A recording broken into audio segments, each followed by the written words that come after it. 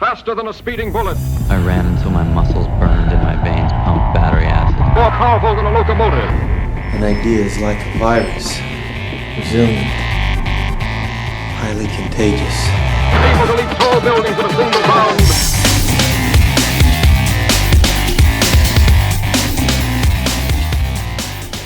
All right, ladies and gentlemen, welcome to the Better Humanology Podcast. My name is Jared Moon, and you are listening to the podcast that makes you better. We are building better human beings each and every single day here at the podcast and at into3fitness.com. Super stoked to have you, whether you're new, whether you're old, whether you've been here for a while, should I say, not if you're old, however you got here and why are you here. I really appreciate it, subscribing to the podcast, sharing the podcast. We really appreciate all of that. And today it's not me and Talent today. It's actually an interview I have with Matt Frazier from nomeatathlete.com. And I want to give a couple of announcements real quick before we hop into the interview. Of course, I'm going to give you your challenges, but I'm going to save all of the Murph update, which is pretty interesting because I was, basically pretty sick for this past Murph. I'm going to give you the Murph update next podcast when Talon and I hop on, and then we'll also, hop into the challenges a little bit deeper and all that stuff, because I want today really to be the focus on my interview with Matt Frazier from No Meat Athlete. So I will give you some challenges real fast, and then I'm going to talk about what this interview is, what it's about, what you can expect, and then we'll get right into it with Matt.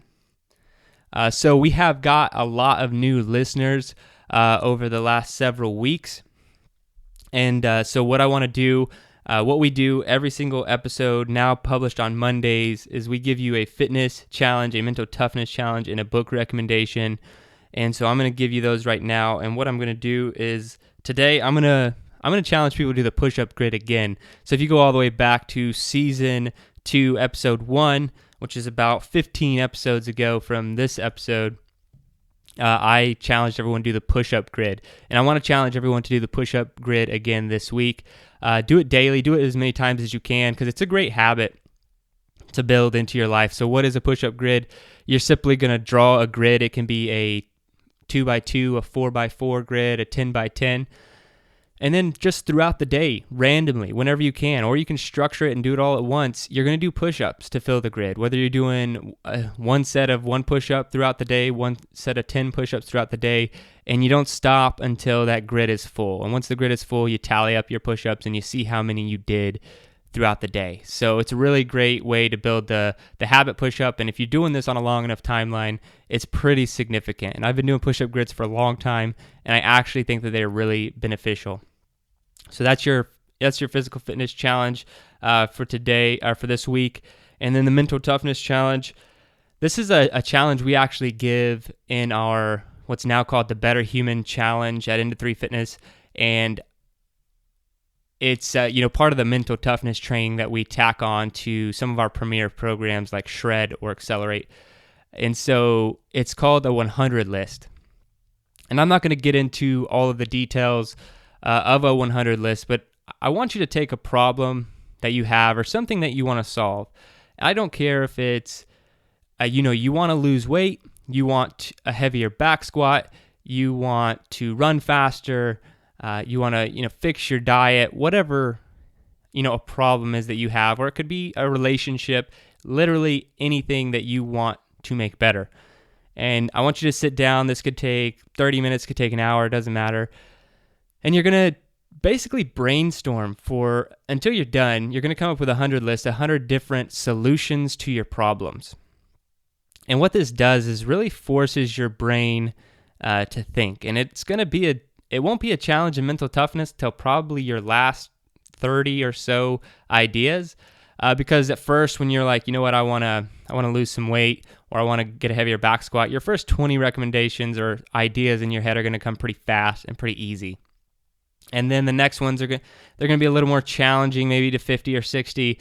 And then you're going to start getting some really off the wall thinking, towards the end. And you can come up with some really creative solutions. I give examples when I normally teach this lesson of, maybe maybe you go from I'm going to start meal planning to lose weight, all the way to, you know what, I'm going to throw my TV away, because what I do when I get home from work is sit on my ass and do nothing and watch TV, and that's really causing, my inactivity, which leading to weight gain. It's really going to force you to think a little bit more outside the box, and I need you to do it all in one session. So you're going to come up with 100 solutions to one problem, one thing you want to get better, one thing you want to fix, and just see what you come up with. So that's your mental toughness challenge. Like I said, it becomes a huge mental toughness challenge towards the end of those recommendations. So get that one done. It's actually a lot of fun to do. All right, and your book recommendation this week is Ego is the Enemy by Ryan Holiday. A fantastic book. I actually had this book recommended to me a long time ago, and I put off reading it because everyone recommended it, and I was like, okay, well, maybe it's like one of those feel good books or something like that. I was a little put off by how many times I had it recommended to me at first, which I don't know why made me not want to read it. Anyway, definitely check this book out, because I'm kind of labeling it in my own head as the anti-entitlement book, which I think everyone needs. And I struggle with ego. Maybe you struggle with ego. Everyone struggles with to some degree. And he just does a great job of going through historical examples of people who were completely selfless and humble and didn't struggle as much with ego and the great things that they did, all the way to people who completely self-destructed in history due to having such a big ego. Really just an amazing book. I did it on Audible, and you could do the same. Super easy to get through and super great book. So I highly recommend Ego is the Enemy by Ryan Holiday. Check that one out. All right, guys. Today, like I said, we have an interview with Matt Frazier from NoMeatAthlete.com. And so he was a vegetarian athlete, now vegan athlete. And if you're not 100% sure the difference between vegetarian and vegan, definitely listen to this interview. But it's just a very interesting concept, because if you know me and my diet preference, I'm not vegan, I'm not vegetarian. I like to call myself paleo-ish, and I used to say ish because I would consume some dairy still here and there, but I was rather paleo. But now I don't even consume dairy. The only reason I say paleo-ish these days is because I will cheat on my diet here and there. Maybe I have a sandwich with some bread or whatever. But I limit that stuff and do a lot of things in moderation. But ultimately, I'm paleo, and I discuss with Matt, kind of some of the difference in my beliefs of some of the things paleo is doing right and some of the things it's doing wrong, and some of the ways I follow it and don't follow it. But he just has very interesting perspective. I think that it's awesome that he is an athlete who is 100% vegan, and he talks about the pros and cons of that. And one thing I point out in the interview, and I want to say here, is I don't treat really any of my beliefs around fitness and nutrition as like these religious beliefs that I will not allow other people to challenge or whatever. Like, Matt and I have a pretty good conversation, knowing each other, have different diet styles, but we have something to learn. I have something to learn from him. Maybe he has something he can learn from me. It's all about getting better, stretching our minds, because no one, in all honesty, 100% for a fact knows what's right. We're just all giving the best information we can off of all of the research that we've done. But it's always good to take a small page out of everyone's book and learn exactly what you can. And Matt is a great dude with a lot of information, very knowledgeable. So stick around for this one. Really interesting. If you want to learn more about being vegan or what it is, or maybe you're just kind of interested in the topic, definitely check this one out. I highly, highly recommend you listen to it all the way to the end. So without any further ado, here is Matt Frazier from NoMeatAthlete.com. All right, Matt, welcome to the show. I'm super excited to have you on here because everything you've been doing on your website, I've been following for a long time. I know when I first started my website many years ago, you were kind of one of the guys I was looking at and very interested in just everything you have going on, running on plants. I love that whole, tagline, and the fact that you've been able to achieve what you have been able to achieve, may throw some people off who don't really know much about being vegan or vegetarian. So I'm happy, that we get to discuss that today. But before we get started, Could you just help me and my listeners understand better about where you come from, how you got into all this, and what you're doing now? Sure. So, first of all, thanks for having me on here. I'm really excited about this. I like the chance to talk about this kind of lifestyle to people who aren't that familiar with it. So I was, the furthest thing from this lifestyle, from running and from a plant-based diet. I grew up like everyone else and, eating meat, hated running as a kid.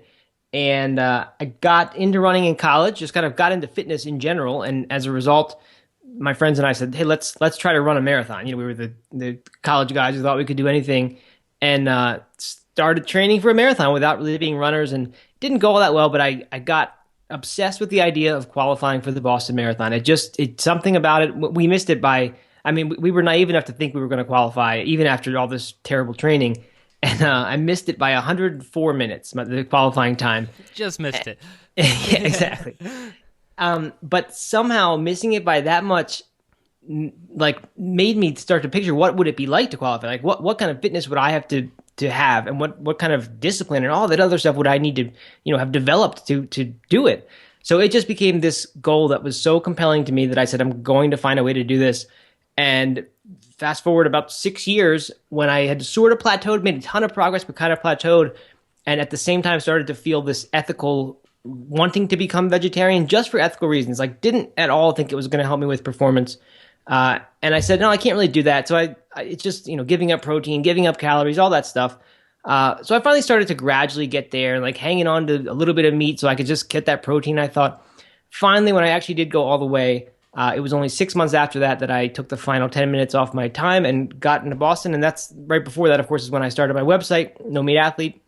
And it just worked really well for me. So that's kind of where it all started. I went vegan after that, started getting into ultra running, and it's been 7 years since then, even now. So it's been quite a ride. Well, that is quite the ride, man. And I do want to put out a clarification for my listeners. Can you do a quick difference between what vegan is versus vegetarian, just in case anyone out there doesn't know?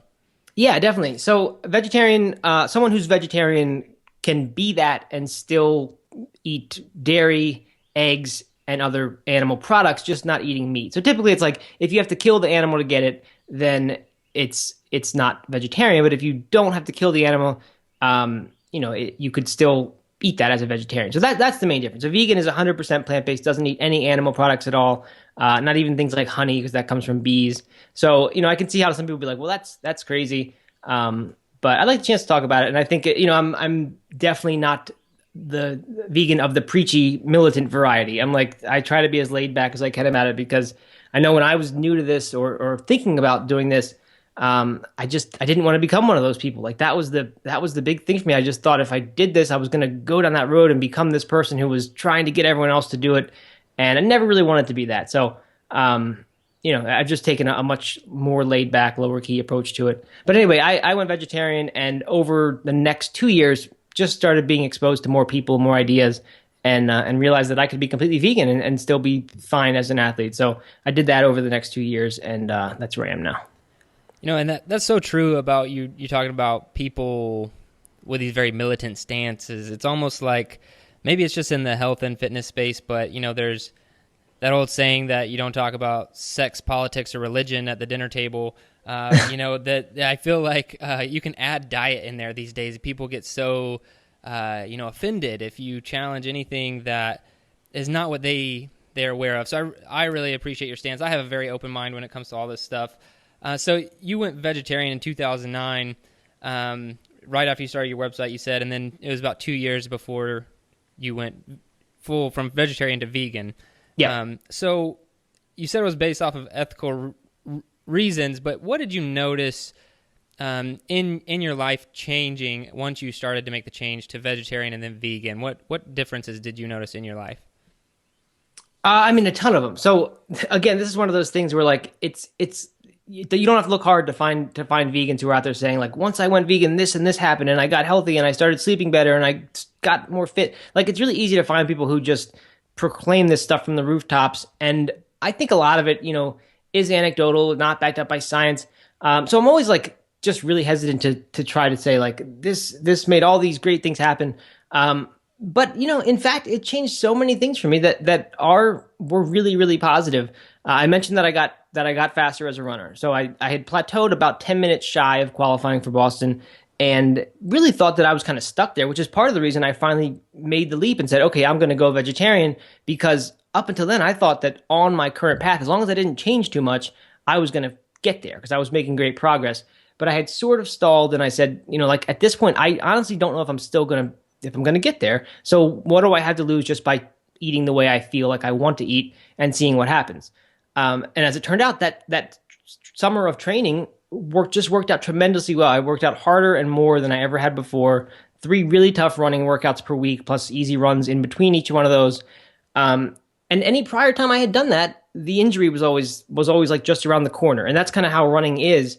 That you can. It's when it seems like it's going really well, that's when the injury shows up. When you think you're training harder than you ever have, and you're putting in more miles and you're doing them faster, and everything seems like it's really going great, very often it's just that you're overtraining then. Like things are kind of working and you start to make some progress, but you overdo it.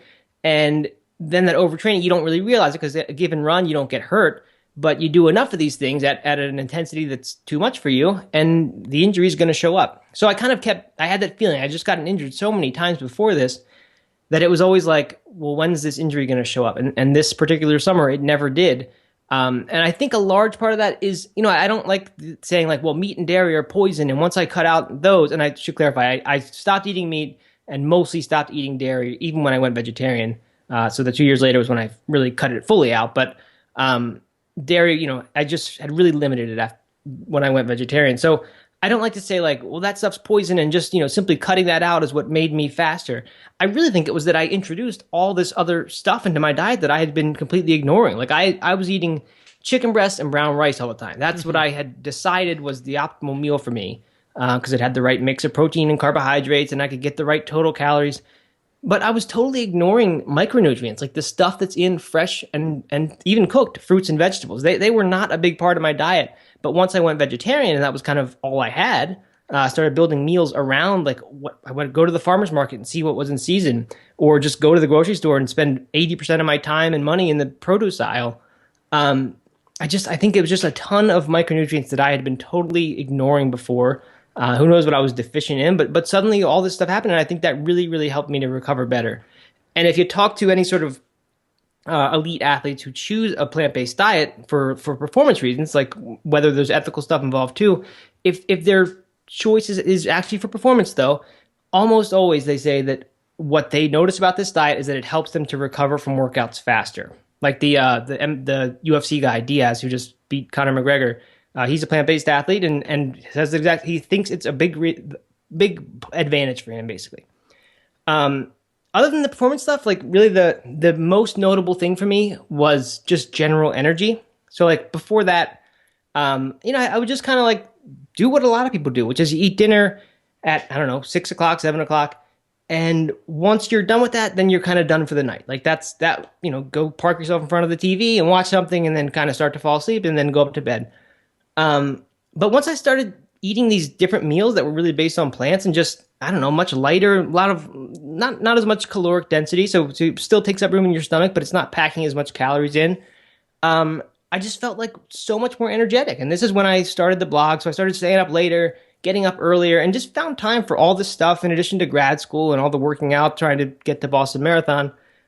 Just found this renewed sense of energy. So that was really the big one. I just all around felt better.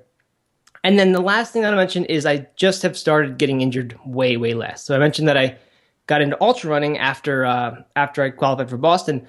Like I just couldn't imagine doing that before when I ate the other way, because I would get injured. If I tried to run 2 marathons in 3 months, that would result in an injury.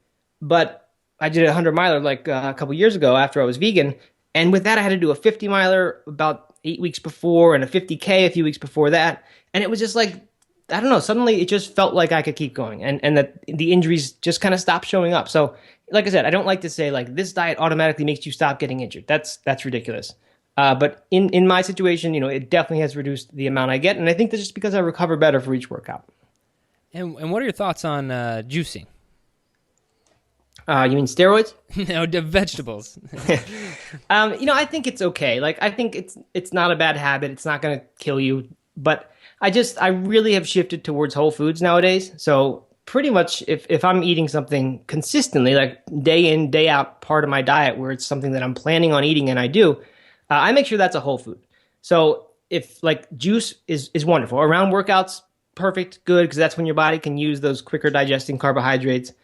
Or like just for a little treat now and then, like if I just want juice for some reason, like if I'm at a farmer's market and they're selling orange juice, then, by all means, I'll have some. But I just don't, people say like, well, I put some juice into my smoothie every morning. And I just tend to think that it's not that good. Like I'd just so much rather get all the fiber and the stuff that comes with that. Because, we've identified all these nutrients and things, but really they're just part of something bigger. And we've said like, here's certain compounds in food, but they go in that food. And that's how our bodies have learned to use them. So I just think it's sort of strange to try to, cheat the system and say, I'm going to take out these parts and then get a mega dose of that. I don't know. I just tend to favor whole foods, but I don't think juicing is a bad thing. It's just not something I would build into my diet as part of the daily routine. Yeah, I was just curious because since you, are vegan, I was just wondering if you got, like if you juiced, any number of your vegetables to get them all in a day, but it sounds like you eat everything that you plan on consuming. Yeah, I mean, I think if someone eats a mostly plant-based diet, they probably need juice less than somebody else. I would, if you look at somebody who, and I shouldn't say mostly plant-based, I should say someone eats a pretty good whole food diet, they don't need a lot of juice. If you take someone who eats a standard American diet, then certainly one of those people could benefit from a glass of vegetable juice per day because they're not eating any other vegetables. But I think if you're getting, 12 servings of vegetables a day or who knows what, there's not really any reason to try to get more in the form of juice.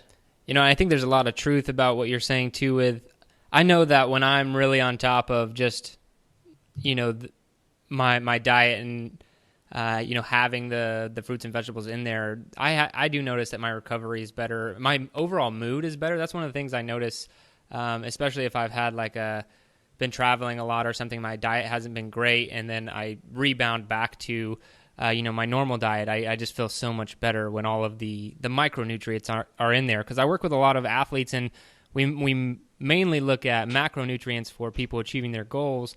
But the one thing I always like to point out is you can't do it at the sake of, sacrificing all of the micronutrients because you said it. I think every person who's been into fitness for any amount of time has been stuck on the chicken and brown rice right. Somewhere. It's just like the perfect meal until you realize that there's a lot of healthy parts missing to that meal.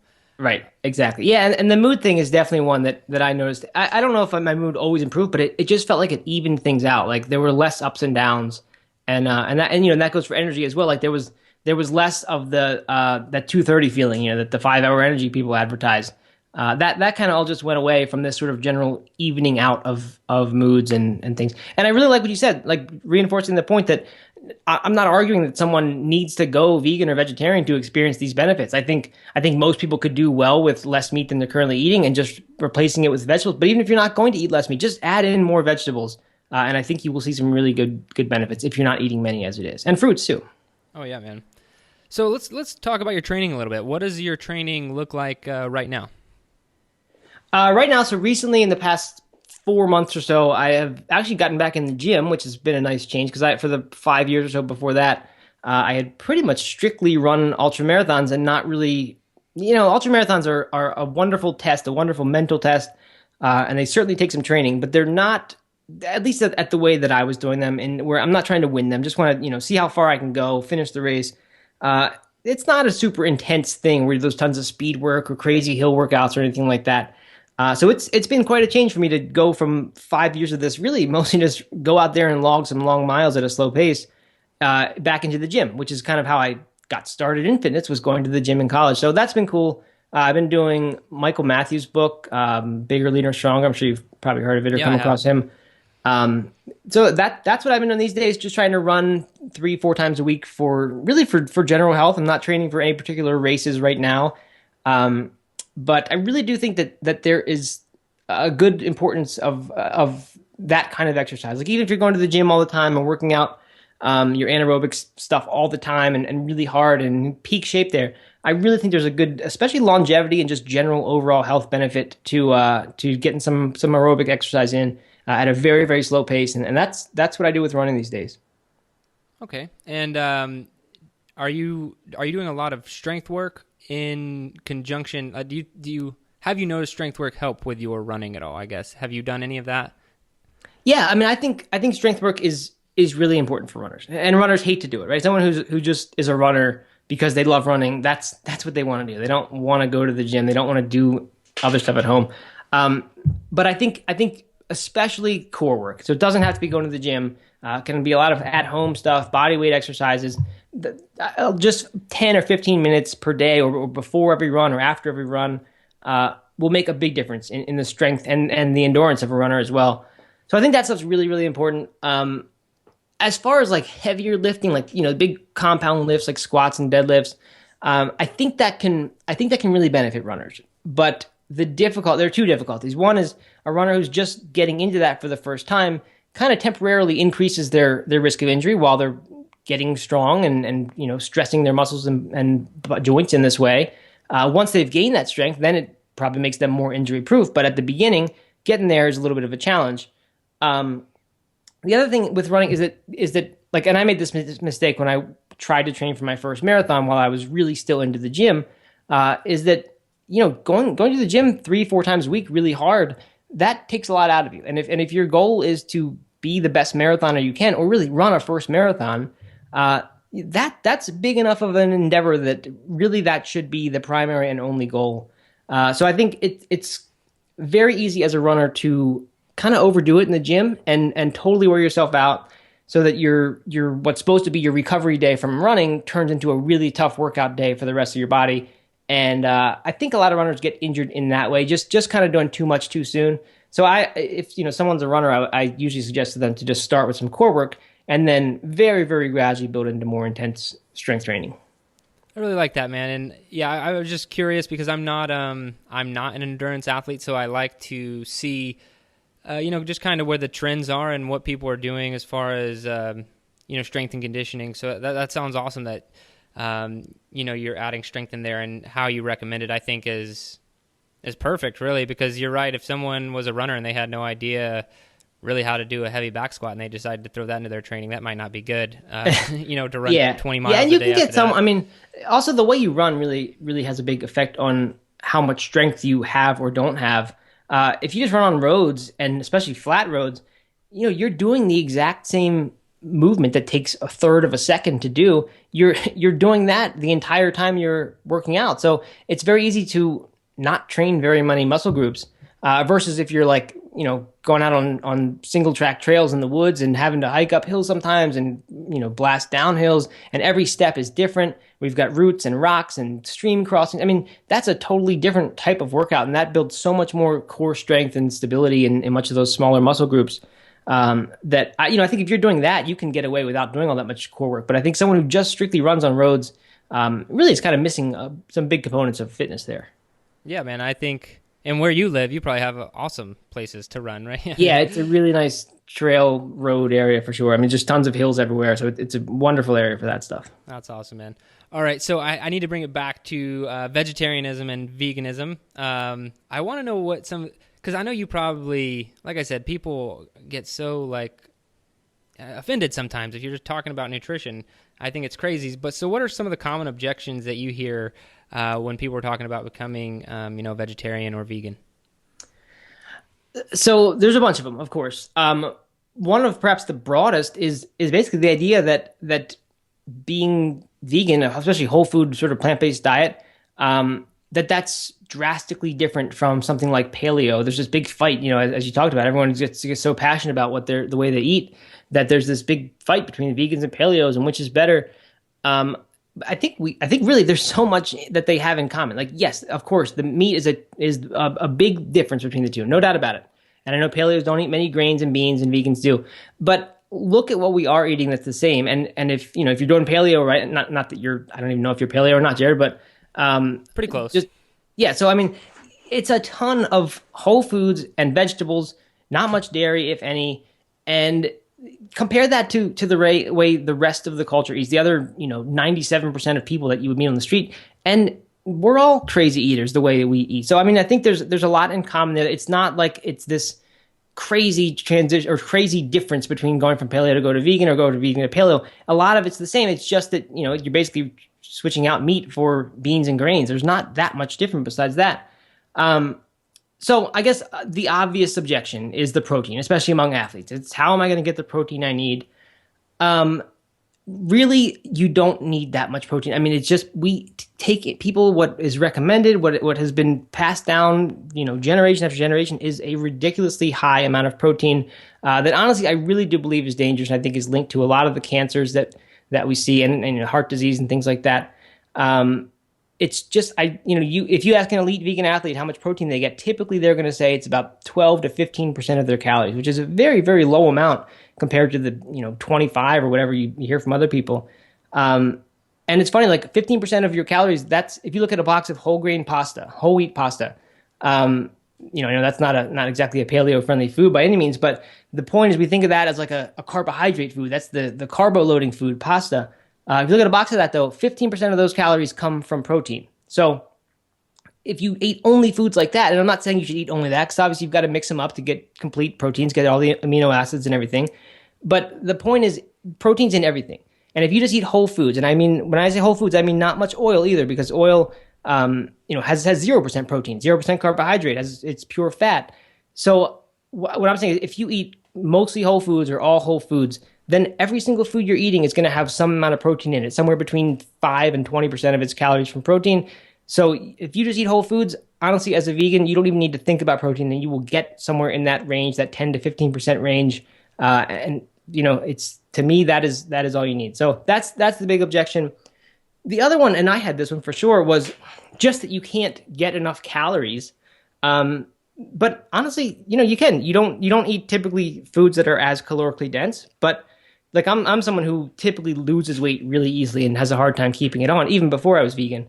So like I've kind of learned what foods are calorically dense, and of vegan foods, that's nuts and seeds and avocados. Of course, oil as well, but I don't really count that because, like I said, it's not a whole food, not one that I eat very often. But I've learned to work nuts and seeds and avocado into my diet.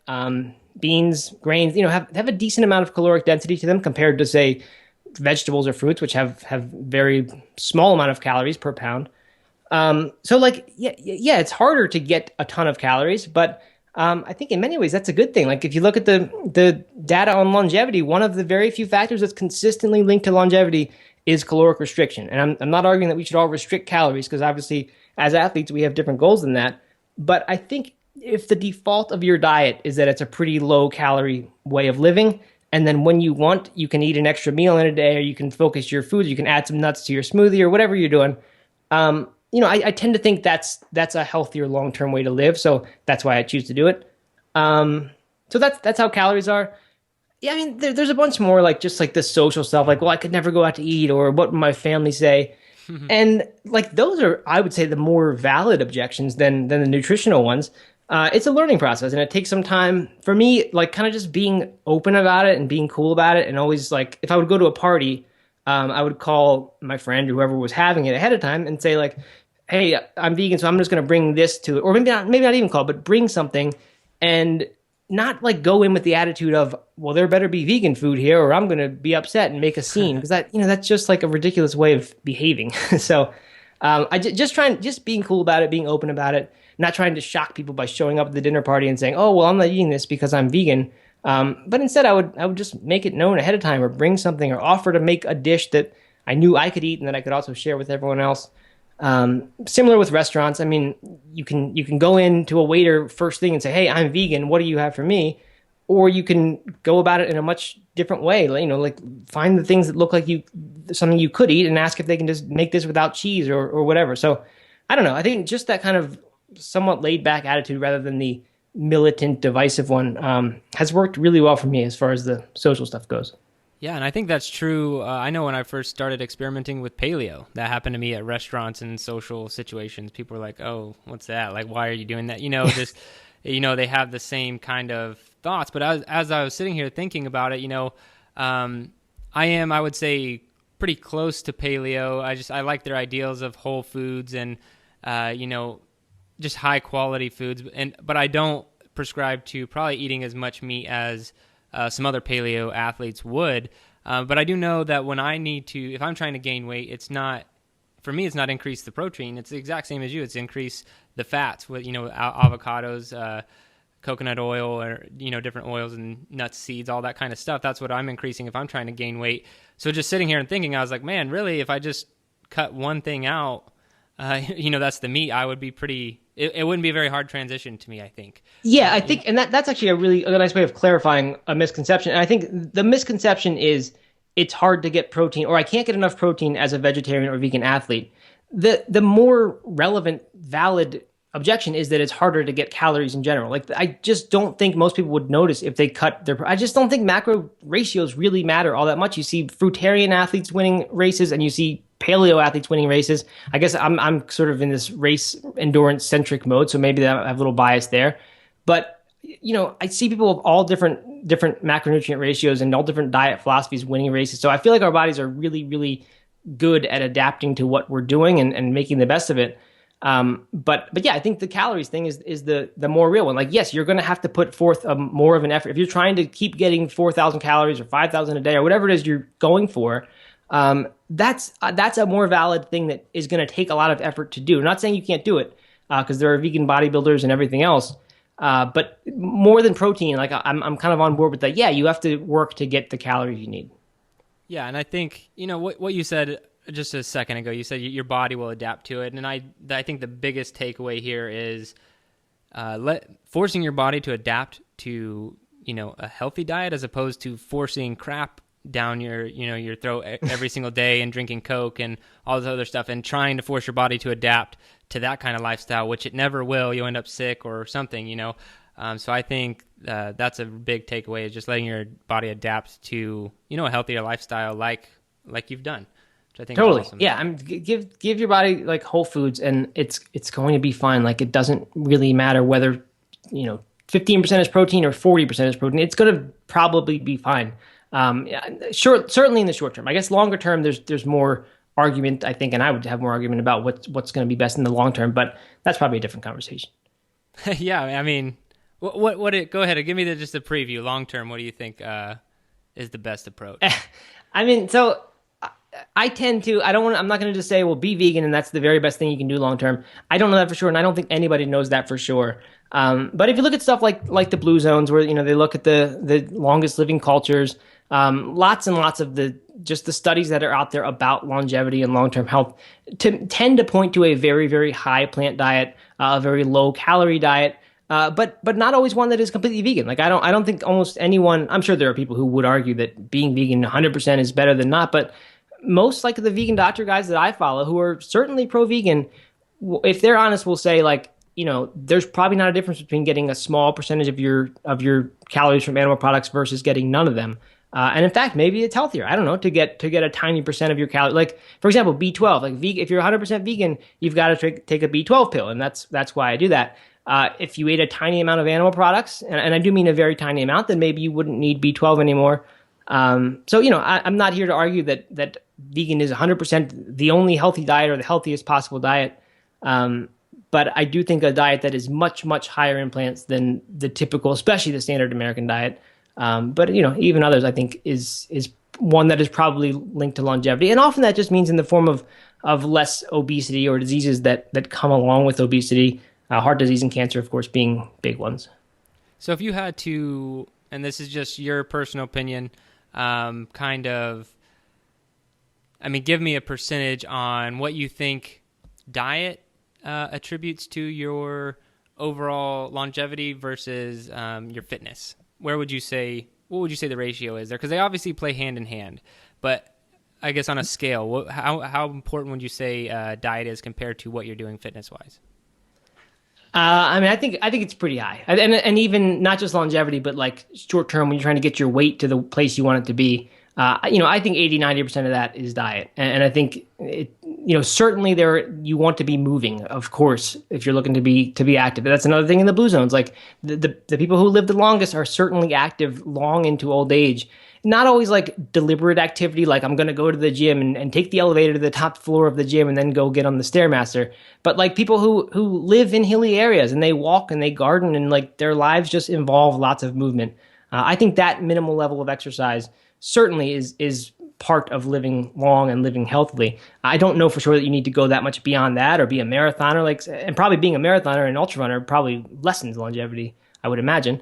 So I don't think, I think a basic amount of fitness, living in a hilly area, walking on hills, gardening, whatever, taking walks, going for jogs, a moderate amount of weights, like that's really good for longevity for sure. I don't think it makes that much difference in the short term to your body weight. And I don't know that you need that much more than that if really the goal is longevity. But of course, there are other goals, right? There's performance goals and looking the way you want to look. And those are very valid things. And I think every athlete or person who's interested in those things has to think about the balance. Like how much do they want to do for performance and results now? And how much do they want to do for, good quality of life later? And for some types of sports, like ultra running is a great example, there is a conflict there. And you got to pick which one's more important to you now and find a way to do it hopefully in the way that works for both.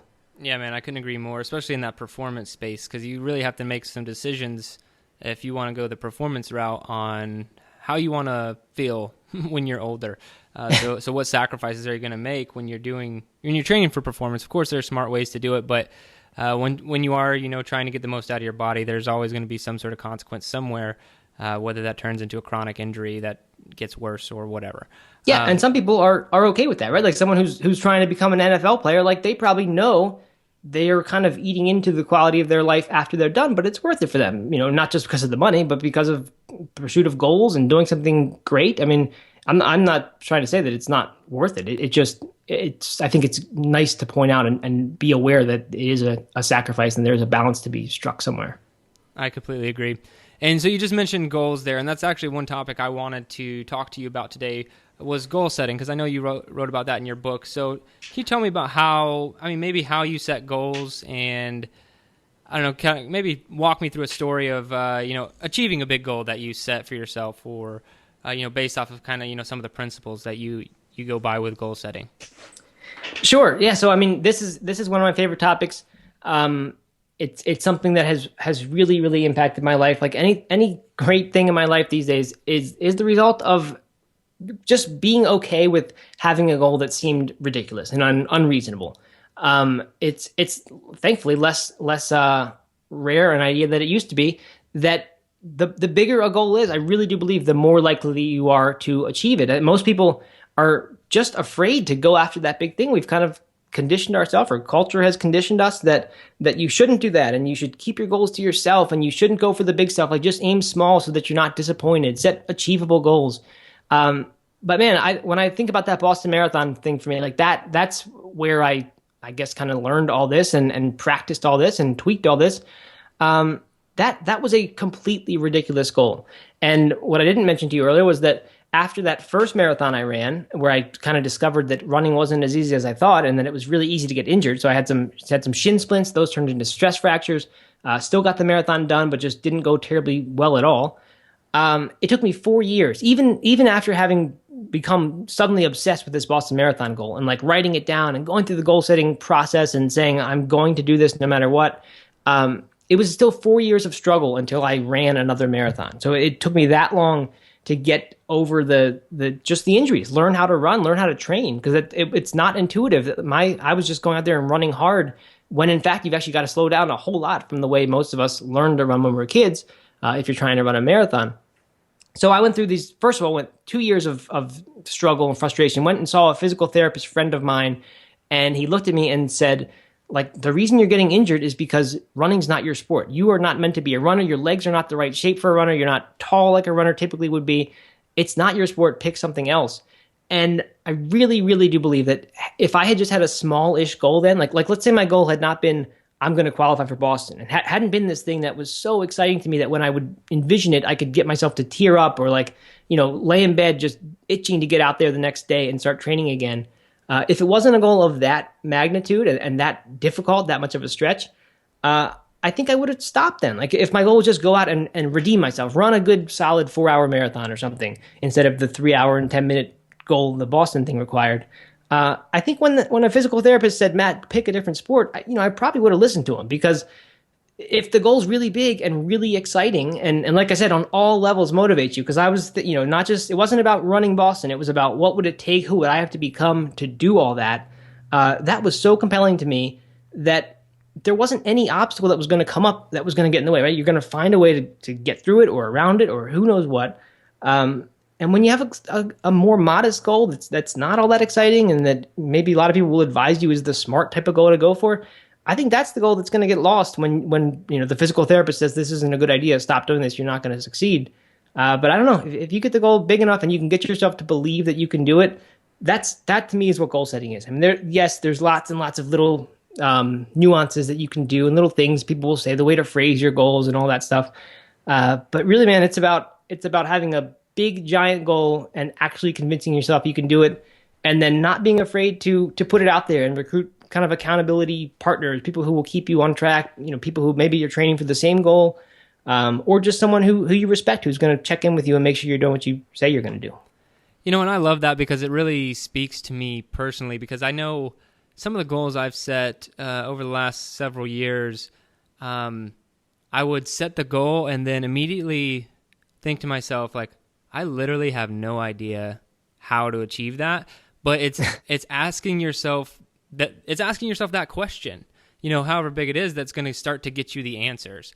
Because I may have set a goal, 3 years ago, and it was really big, but I had no idea how to do it at the time. But you stop and look back, and you're like, oh wow, well, because I set such a big goal, I started asking the right questions, I started reading the right books, whether it be about training, because I'm sure that when you set your Boston Marathon goal, you probably didn't even fully know the best way to train when you first set that goal. So you had to figure out training, and you were after this amazing goal. So you had to, answer the questions and go after the goal. I think that's really awesome point to make on goals. Yeah, and one more thing, I guess, a bit of a clarification, or maybe a part two with set big goals, is actually something that seems like the opposite, but that's give yourself enough time to actually achieve them. So I think one of the reasons people don't set big goals or are afraid to, or find themselves doing that and failing, is because they don't give themselves long enough to do it. So one of the common quotes you'll hear is that we overestimate what we can achieve in a year, but we dramatically underestimate what we can achieve in, some say 3 years, some say 10 years. But the point is, longer out there, you end up getting this sort of compound effect, or the point where the curve of your improvement starts to really steepen. And it's hard to envision getting to that point. But you can make dramatic strides towards whatever it is over the course of 2, 3, 4, or 5 years. 1 year, tougher. It's much tougher. So a lot of people make the mistake of setting some giant goal, like and I made this mistake too. I said I was going to qualify for Boston every single time I ran a new marathon. I thought, in this next 6-month window, I'm going to train for a marathon and qualify for Boston in it.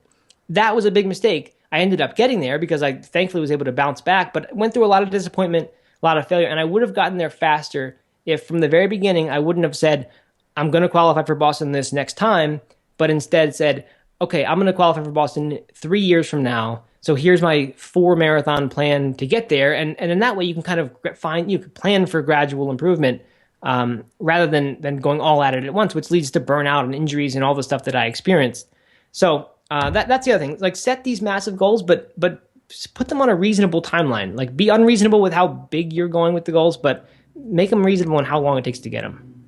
Yeah, that's great. And I want to say out to the listeners out there that is just, it's so true. You just have to get comfortable with the journey, because it's just, you might not know, or you try to rush your training and you get injured or something. Sometimes you just have to get comfortable knowing that it's in sight. Maybe you don't even know how long it would actually take you, but give it a longer time limit than 6 months or a year or whatever. I know just with my business, running my own business, I started it while I was active duty military, and I wanted it to be my full-time job, but all I had done was started a website. That was, I wanted it to be my full-time job. I had a domain name. That was about it. But I was like, I'll give myself at least 3 years of doing this, before I quit. Like, no matter what, I'm going to do it for 3 years. Even if I don't make $1, I'm just going to do it for 3 years and see what happens. So I put what I think is a pretty huge timeline, because that's also how much time I had left in the military. And so I put a huge timeline. I gave myself 3 years to achieve a goal, which is much longer than people typically would do. They'd be like, well, if I can't get this off the ground in 6 months, then screw it. Yeah. So I think what you're saying there really hits home for me. So I really appreciate that. Yeah, I think that's a really good point. There's this thing that is kind of becoming known as the dip that happens after you set a big goal or go for something. And Seth Godin has a book. I don't know if you know about Seth Godin. He's, a marketing kind of guy, very cool guy, mentor of mine. Happy to call him a friend. He has a book called The Dip that it's all about when you go after something big. Like if you're trying to do something big, then there is going to be a really tough spot in between now and then. Because if there wasn't, then everybody would have that and it wouldn't be big. There's going to be this really hard part. And what most people do, I guess what amateurs or dabblers do, is they don't know that hard part's coming, and then when they get to it, they quit. So the important thing, the smart thing is to, at the outset, do what you did and say, I realize that not much is going to happen in these first however much time, but I'm going to stick it through here. And once I get to this point, that's when I can decide that this is working or not. So, but really, the time to make that choice is at the beginning. Like say, I'm willing to go through this terrible part, or I'm not. And if you're not, then just don't even get started. Like save yourself all that time and effort and just pick a different endeavor, a different path to go down. But yeah, it's like quit at the beginning if you're going to quit. Don't get to where it gets hard, because it is going to get hard. So if you're going to quit there, do something else. Yeah, save yourself some misery and quit early. Yeah, exactly. I love that. All right, man, this has been great, but I do want to be mindful of your time and hop into the quick-fire questions of the show. So you ready for those? I'm ready. All right, man. What is the hardest workout you've ever done? Hardest workout I've ever done is running 100 miles. Like that was just such a test. In no way was it the most intense in any moment workout compared to some other things I've done. I did this thing called Gut Check out in California that was pretty intense. And I hear of all kinds of crazy challenges where people carry weights and run around for 6 hours with huge packs on their back, or 12 hours through the night. And, that's crazy. I don't know anything about that. Personally, the most I've ever done is 100 miles. And that to me was the toughest workout I've ever done. That sounds incredibly tough. All right, man. In your opinion, what's the best activity for building mental toughness? I hate to sound like a broken record. For me, that's been ultra running. I don't think that's the best for everybody. I think a lot of people, your audience, probably much more into strength training, and I'm sure there's an equivalent there that is basically about not quitting. That's what ultra running is for me. It has taught me how to be good at not quitting anything and being like, yes, this really sucks, and being able to stand back and say, I am in a lot of misery right now, and I hate what I'm doing, but if I want to get what I want to get, which is to finish, then I have to go through this. And that's part of it. And recognizing that it's going to get better. Even when it feels terrible, you can still recover within the span of even within a much shorter race, like a marathon, you can feel terrible and still 20, 30 minutes later with the right things feel better. So really for me, it's been ultra running, but I think there's so many other things too. I think meditation is another completely opposite seeming activity that's exactly the same thing. It's about learning to, when your mind wants to go one place, you say, no, get back here and focus on this. That to me is another really good one. And I would say even for people, interested in strength training, running is still, in my opinion, a great way to build mental toughness, because especially for strength athletes who hate running, you got to, do that, force yourself to do it and build some mental toughness in the process. So, man, yeah, I completely agree. All right, if you could only have one piece of equipment to train with the rest of your life, what would it be? If it's gym equipment, I'd say just a squat rack and a barbell, just so you can do all the big compound lifts, right? Deadlift, squats. You can move a bench over and do bench press, military press. Like that to me is all the gym equipment that I would really need. But if I got to pick between that or running, I'm going to pick running, and I'll take running shoes. Yeah. So, I actually had an answer from another guest not long ago, and he said the floor. And that was all he really, if he could only have one thing, that's all I really needed. And I thought that's cool. I think I admire that way of working out, and I wish I knew more about that type of thing. All right, man. So the question of the show, what is the best advice you have for becoming a better human, 100% open-ended? I'm glad this is open-ended, because it doesn't have anything really to do with fitness or diet, although it can. But I think really the most important thing that anyone can do to become a better human, start becoming a better human, is carve out 30 minutes a day. Sorry, that's 30 minutes a day for something that you like. People talk about habit change and all the time and building habits and all these things that they want to start. But so many people, myself included, don't often build in time for what I call the anchor habit, which is the one really important habit that's going to just keep you happy and feel like every day when you get to the end of the day, it's like, that was a good day. If for no other reason than because I spent 30 minutes playing guitar or meditating or running or lifting weights or walking my dog. I mean, whatever is like the thing that just energizes you and gives you joy, like that's where to start. People want to know what's the first habit they should start. To me, that is it, because that's how, it's when your life just starts to become infused with this joy and meaning. Because let's face it, most of us, when we come home from work or whatever we do all day, we don't really, it's not what we don't go to the thing that's kind of hard to do that we really want to do. We'd rather sit down in front of the TV, and I get it. It's easy to do that, and in the moment, it feels like that's the best thing you can do is just clear your mind, relax, don't think. But if you can just get in the habit of carving out 30 minutes a day, and it can start with 3 minutes a day if that's what it takes to get going with it.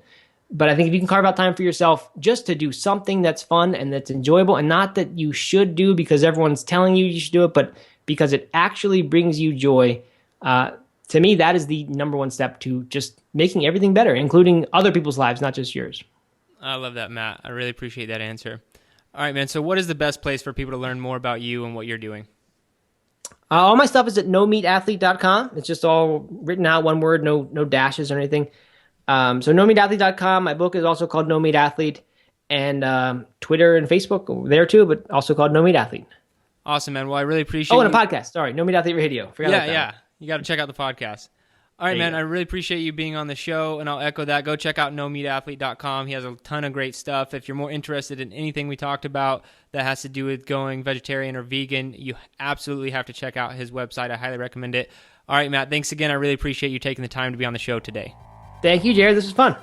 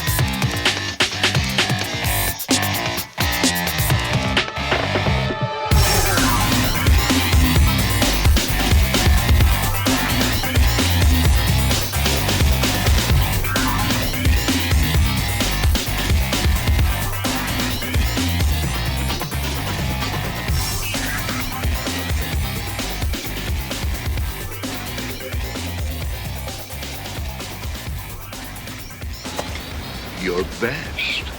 Losers always whine about their best.